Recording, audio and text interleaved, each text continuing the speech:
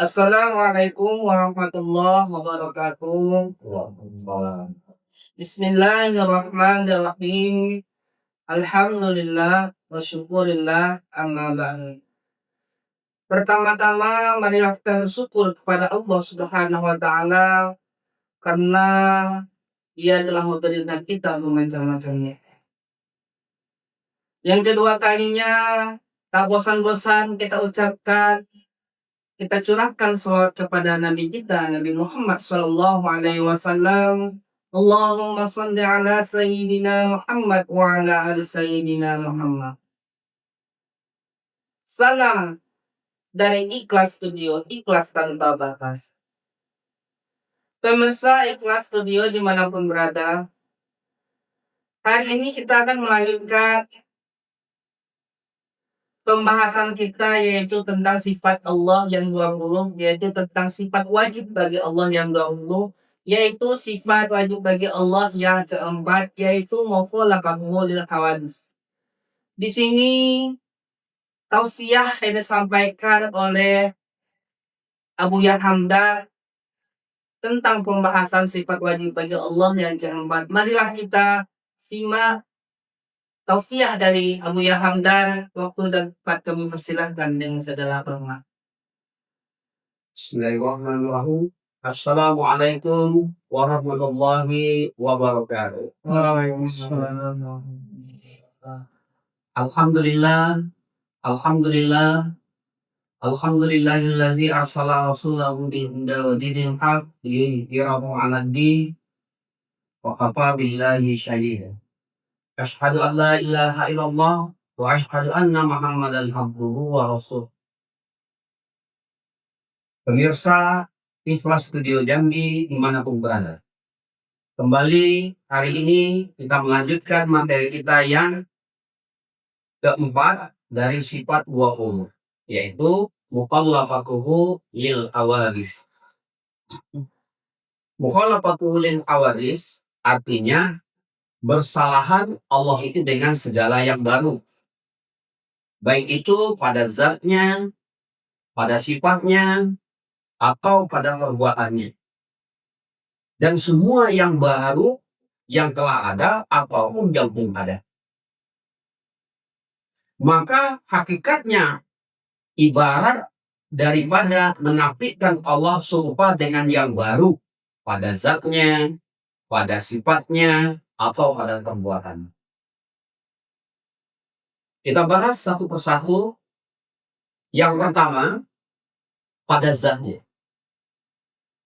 Adapun bersalahan Allah itu dengan yang baru pada zatnya, itu ialah sesungguhnya zat Allah itu bukanlah ia jirim dan bukanlah Allah, dan tiada sekali-kali zatnya berdarah, berdaging, bertulang, dan bukan jenis lehuran, jenis tumbuh-tumbuhan, dan tiada ia di dalam pihak dan tiada baginya pihak-pihak. Tiada ia di dalam tempat, tiada ia di dalam masa. Itulah pada zat. Kemudian lanjut kepada yang kedua, pada sifat.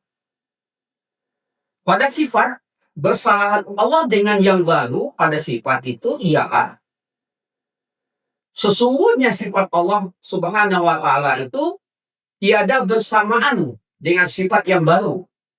Karena sifat Allah itu qadim, lagi azali, dan melengkapi takluknya, maka sesungguhnya sifat makhluk itu bertakluk pada setengah perkara, juga seperti syamatnya Allah bertakluk ia pada segala yang maujud. Dan sama yang baru bertakluk ia kepada setengah juga, yaitu pada suara saja. Demikianlah sifat-sifat yang lain tiada serupa dengan sifat Allah. Kemudian poin yang ketiga, pada perbuatan. Bersalahan Allah itu dengan yang baru pada perbuatannya, yaitu sesungguhnya perbuatan Allah itu tidak bersalahan dengan perbuatan yang baru. Karena Perbuatan Allah memberi bekas bersalahan perbuatan yang baru. Dan perbuatan Allah tidak berkehendak kepada wasilah, perkakas, dan kepada paulan, tidak mengambil faedah perbuatan dan hukumnya. Dan lagi perbuatannya tidak ada yang sesuai. Mukhalafatul lil hawadisi artinya bersalahan Allah itu daripada segala yang baru. Sebagai kesimpulan dari sifat Allah yang keempat ini, mukhalafatul lil hawadisi, yaitu dengan kata lain tidak sama Allah Subhanahu wa taala itu dengan segala sifat yang baru, yaitu seluruh sifat makhluk ini sama adanya yang ada di bumi, di langit, di alam manusia, alam hewan, alam jin, alam malaikat, alam kubur, alam akhirat, dan apa saja kejadian. Firman Allah Subhanahu wa taala, laisa kamitslihi. Artinya tidak ada yang menyerupainya segala sesuatu.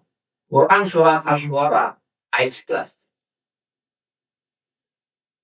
Demikian kesimpulan dari sifat Allah yang wajib, yang poin keempat, mukhalafatul lil hawadis.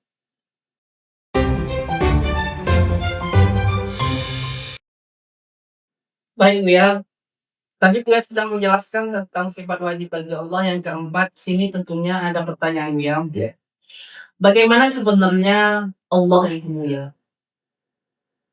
Kalau kita berbicara tentang Allah, demikian keadaan zat Allah itu, yaitu tidak berdarah, tidak berdaging, tidak bertulang, tidak daripada jenis tumbuh-tumbuhan atau leburan, tidak ada pihak-pihak dan juga tidak ada berpihak, tidak bertempat dan tidak pula ada baginya masa-masa. Bagaimanakah sebenarnya Allah itu? Tentulah pertanyaan ini akan bermain di kepala kita. Sebagai jawaban kebingungan, kita tegaskan terang-terang di sini dengan jawaban wallahu a'lam. Karena apa? Karena otak manusia dan akal pikiran manusia tidak mampu untuk menjangkau persoalan yang begitu jauh dan berat tentang Allah Subhanahu wa taala. Oke, terima kasih Buya atas penjelasannya. Pemirsa Ikhlas Studio dimanapun berada, itulah pembahasan tentang sifat wajib bagi Allah yang 20 tadi. Sifat wajib bagi Allah yang keempat sudah dibahas ataupun dijelaskan oleh Buya Hamdan. Dan di sini kami ucapkan terima kasih pada pemirsa Ikhlas Studio dimanapun berada. Cukup sekian dan terima kasih. Assalamualaikum warahmatullahi wabarakatuh. Waalaikumsalam.